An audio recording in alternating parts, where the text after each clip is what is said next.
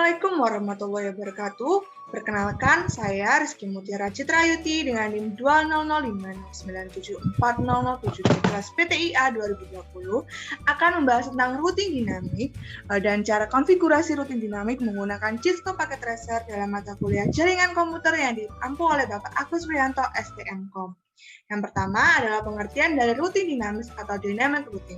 Adalah router yang memiliki kemampuan untuk membuat tabel routing secara otomatis berdasarkan lalu lintas jaringan dan router yang terhubung.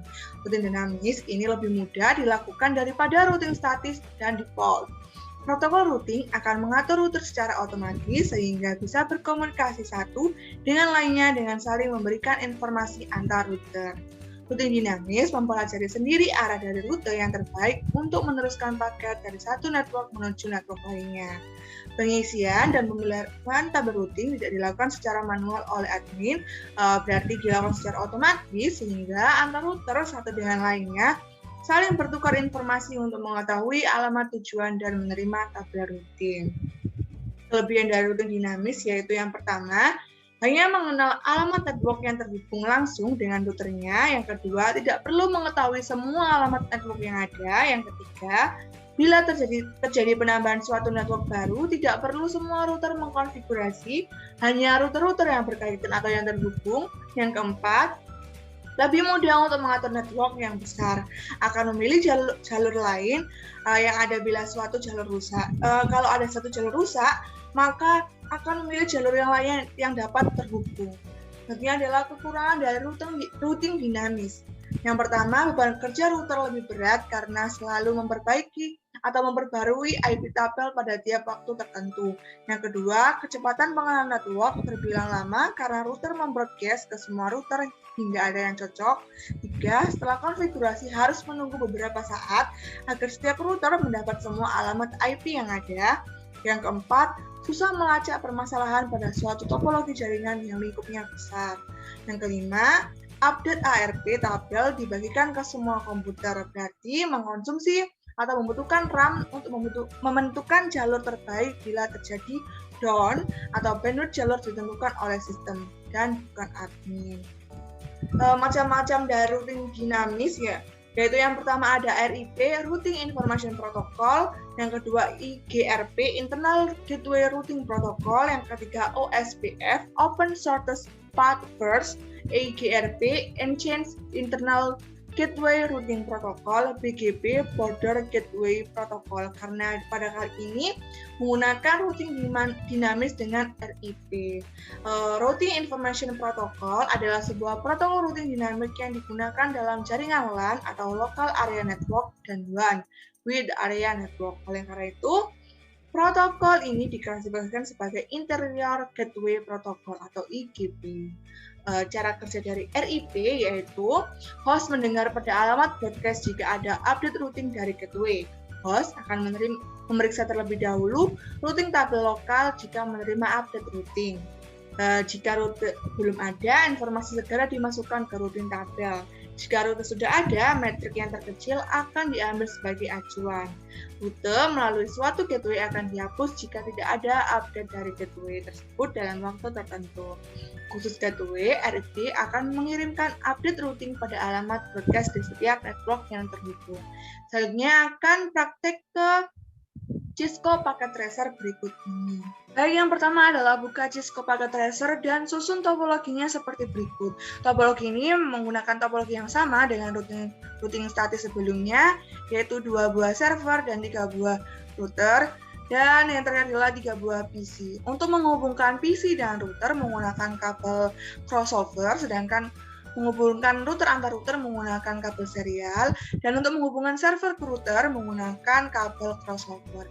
Untuk IP-nya menggunakan konfigurasi IP yang sama dengan routing statis. Kita akan menambahkan IP pada setiap komponen. Kita buka router yang pertama, kita masuk ke config dan fast Ethernet 0, jangan lupa untuk dinyalakan.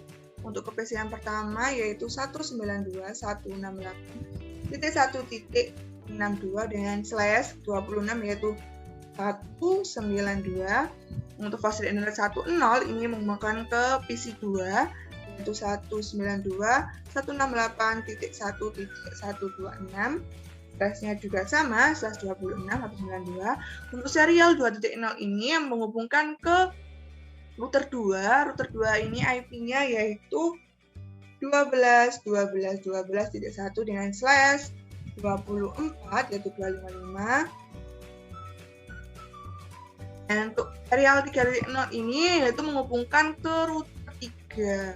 Router 3 IP-nya 13.13.13.1 dengan /20 255 255.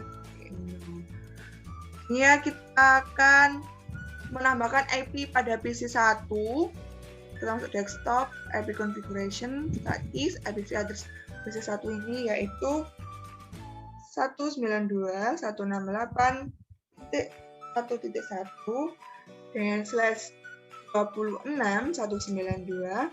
Dan default gateway-nya ini yaitu IP yang terhubung dengan router yaitu 192.168.1.62. Sama untuk PC 2 juga diberikan IP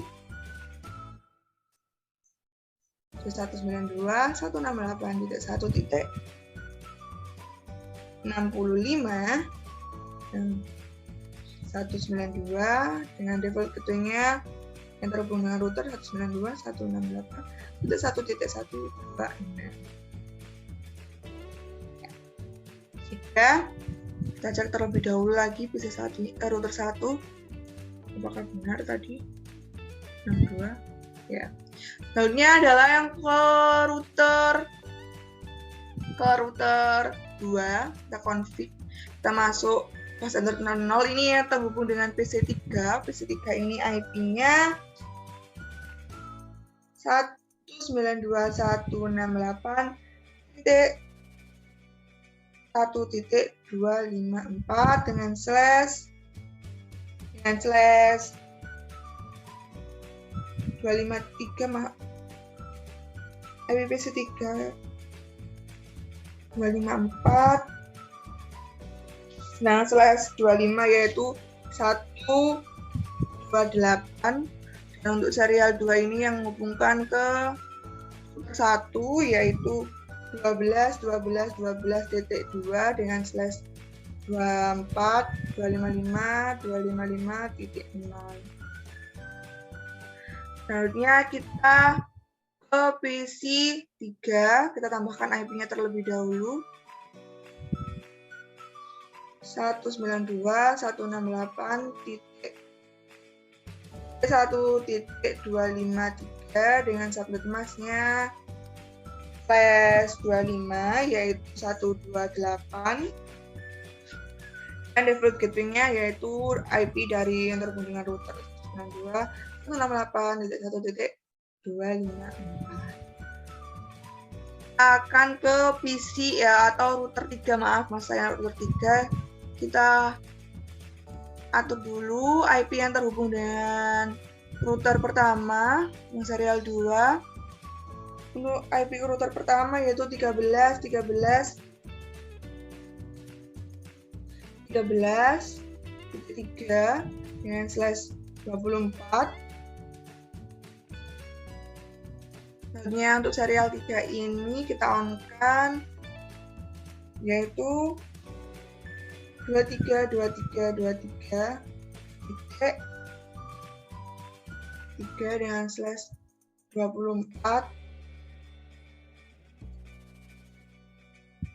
Nah, sepertinya yang di router 2 ini belum tambahkan ya untuk hubungan ke kita tambahkan dulu 23.23.23.2 dengan /24. Ini yang menghubungkan ke router 3. Lihat terlebih dahulu. Ya, sudah benar. Selanjutnya kita cek lagi apakah ya kita tambahkan IP yang terhubung dengan server. Ini terhubung ke server 1.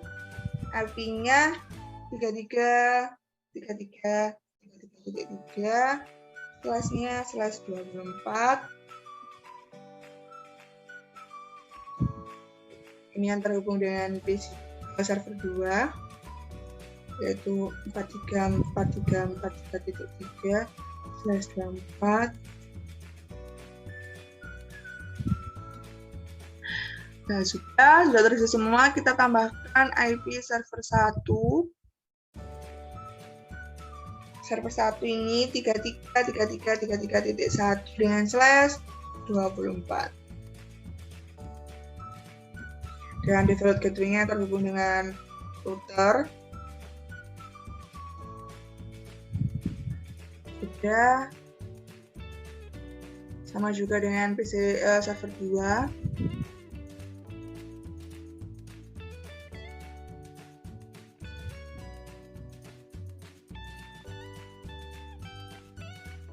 /24 default gateway-nya yang terhubung dengan router juga. Jika sudah, kita akan melakukan routing dinamis dengan membuka router satu-satu. Dengan klik routernya, kita config dan pilih routing RIP. Lalu kita tambahkan network dari setiap yang terhubung.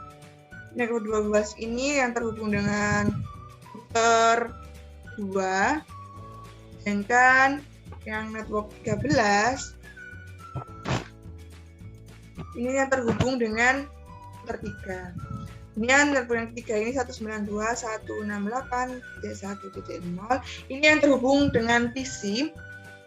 Jika kita routing dinamis ke router 2 juga, RIP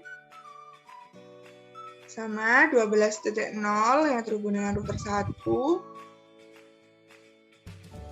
Ini 23 yang terhubung dengan router 3 dan 192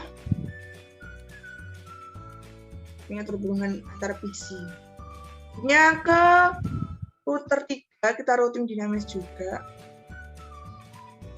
RIP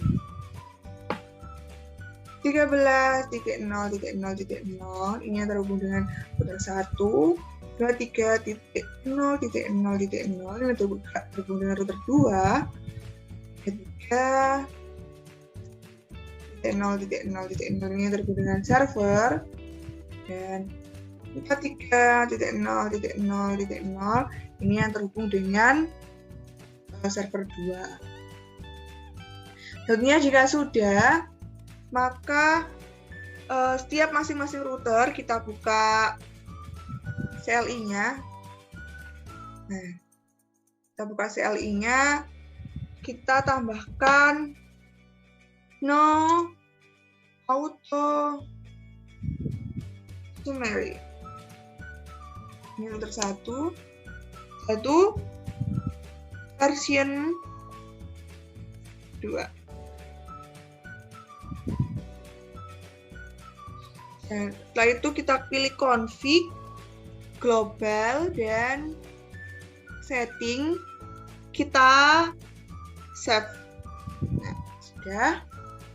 Kita router 2 juga lakukan hal yang sama. Pilih config CLI-nya.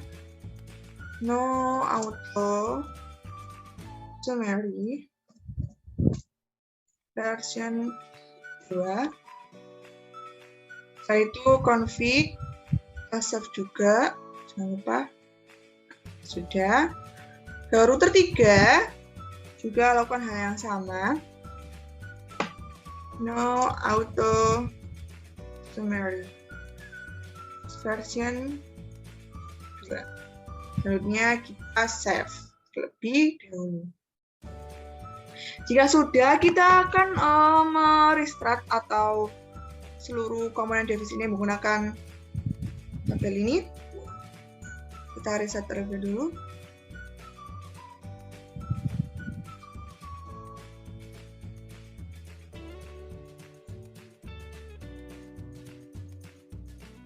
Kita restart terlebih dahulu dan tunggu sampai routingnya selesai atau semuanya kembali hijau untuk beberapa saat.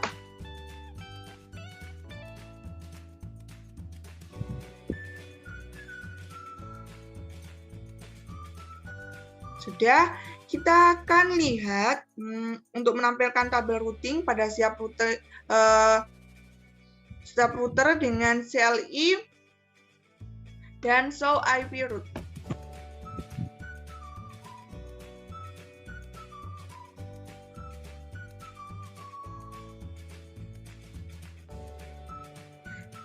Ini dia sudah terhubung. Kita lihat ke router 2 sama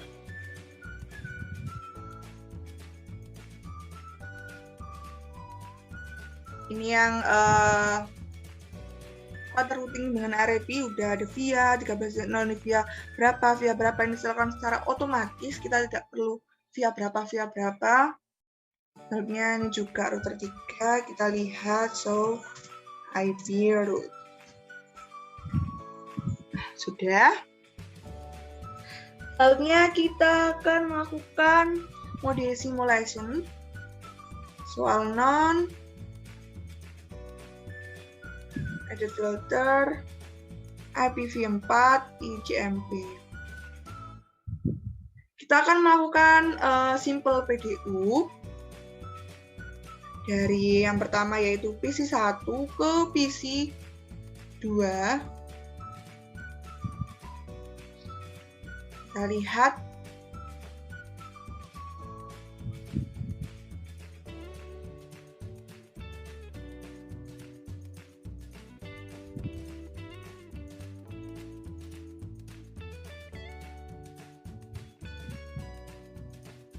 PC1 ke PC2.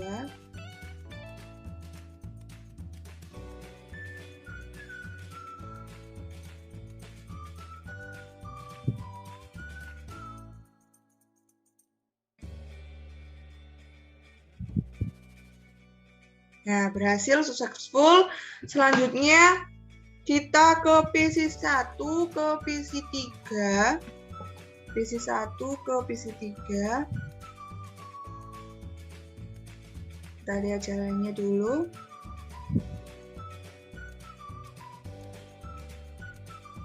Kita ulangi lagi.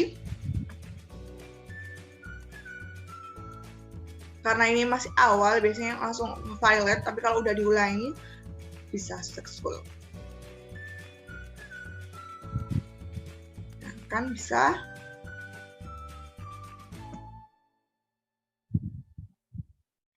Dan berhasil.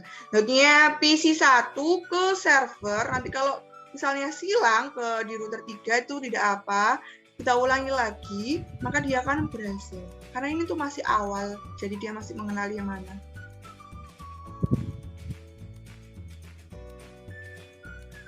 Kan, kita ulangi lagi.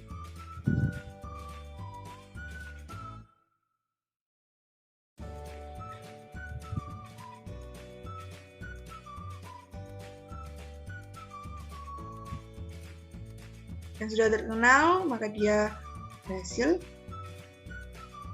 Ya, successful. Selanjutnya PC1 ke server 2. Kita lihat. Dia akan silang nantinya.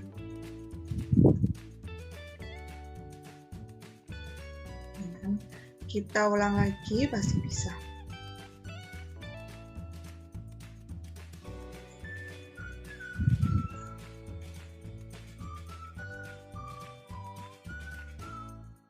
Kan bisa. Kembali, ini kembali.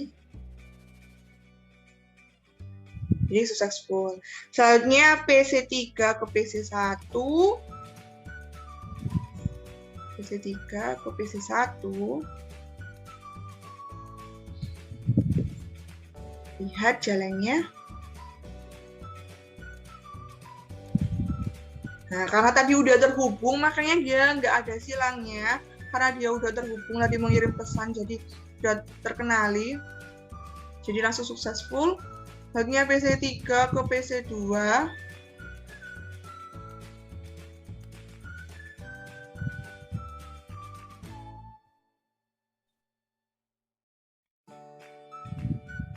Bisa, langsung bisa. Nah, sudah. Lautnya PC3 ke server 1.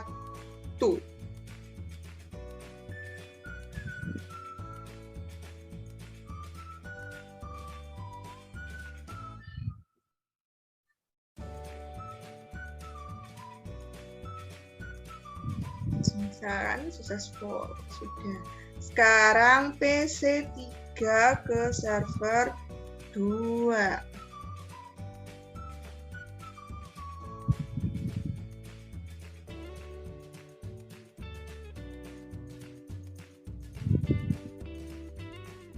Dan successful. Lautnya server 1 ke server 2.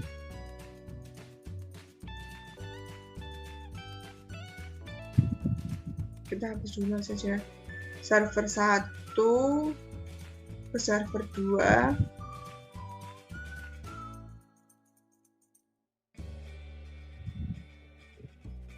Dan berhasil. Lautnya server 1 ke PC 1.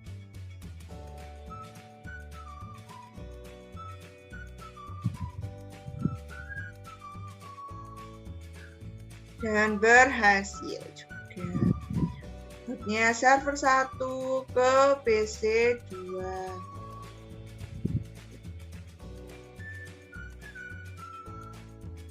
Kita lihat.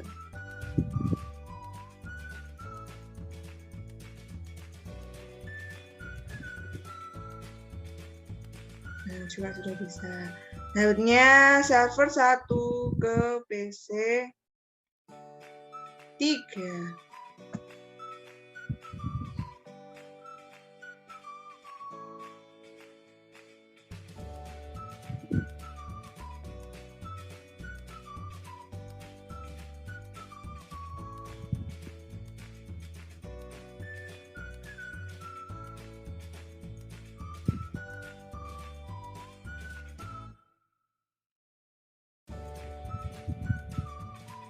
Sudah berhasil, berarti ini berhasil semua. Kita kembali mode real time.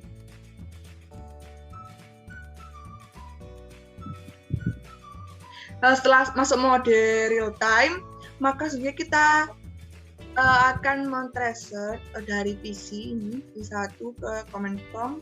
Kita tracer seperti poin 7 tadi, PC1 ke PC2 dengan tracer. Di IP-nya PC2 yaitu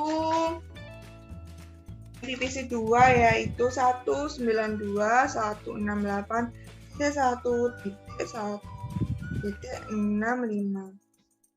Nah, sudah.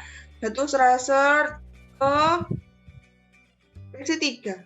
PC3 yaitu 192.168.1.254. Nah, sudah bisa. Tracer lagi ke server 1 yaitu 33.33.33.1. Bisa kita tracer ke server 2. Nah, sudah bisa. Selanjutnya kita coba tracer ke dari PC3. PC3 kita tracer ke PC3 ke PC1 192.168.1. PC1 tadi berapa? PC1 bisa kita tracer lagi ke PC2 192.168.1.65. Jika sudah bisa, kita tracer ke server 1 33.33.33.1. Nah, berhasil tracer ke server 2. Nah, jika sudah bisa, selanjutnya kita akan men-tracer lewat server 1. Kita buka command prompt-nya. Kita coba tracer ke PC server 1 ke server 2 dulu. 43. 1. Nah, sudah bisa. Nantinya kita ke PC 1 192.168.1.1.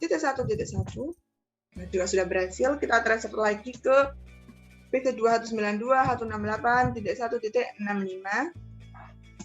Ya, bisa transfer PC3 192.168.1.254.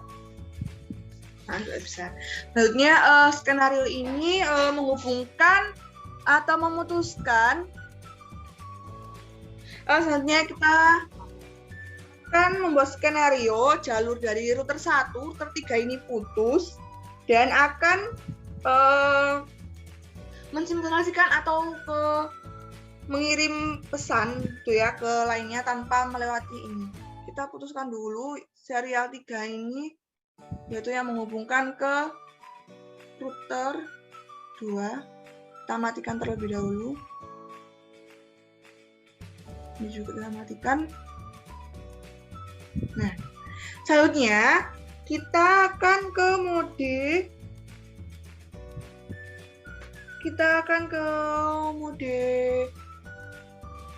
simulation. Kita ulangi lagi untuk mengirim pesannya. PC1 ke PC2 ini bisa ya, langsung tanpa melewati router, tanpa menyeberangi router lainnya. Kita coba yang menyeberangi router lainnya. Seperti PC1 ke server 1. Karena melewati router 3 harusnya, maka dia harus lewat mana? Karena jalurnya terputus, maka dia akan melewati ke router 2 dan router 2 akan menghubungkan ke router 3 dan ke server 1. Nah, maka dari itu masih bisa berhasil. Ya, nantinya kita coba lagi PC1 ke server 2. Ini saya coba kalau misalnya hanya melewati router 3 saja, untuk yang lainnya tidak usah karena pasti dia akan bisa.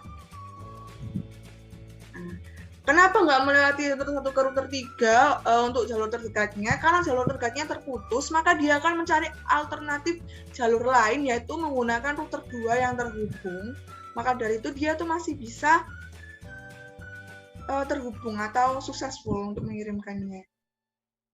Selanjutnya, untuk melewati tadi, kita coba PC3 ke server, apakah dia bisa? Bisa karena ini tidak ada jalur terputus ya antara server terdekatnya atau router terdekatnya, karena dia langsung nantinya. Nah, kan masih bisa. Kita kembalikan coba kita dari server ke PC. Server 1 ke PC 1.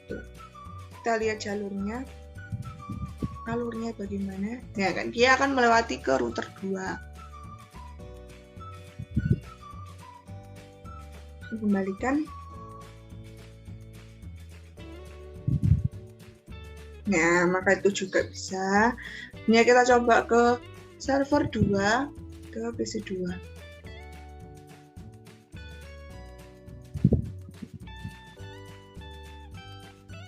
Nah, bisa.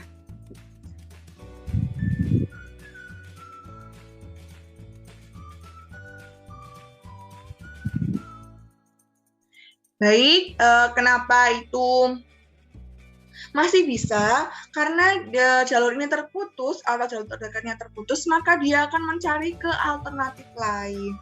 Maka dari itu, pengiriman PDU-nya masih bisa berhasil walaupun jalur terdekatnya terputus. Sekian penjelasan dari atau men-setting routing dinamis dari saya.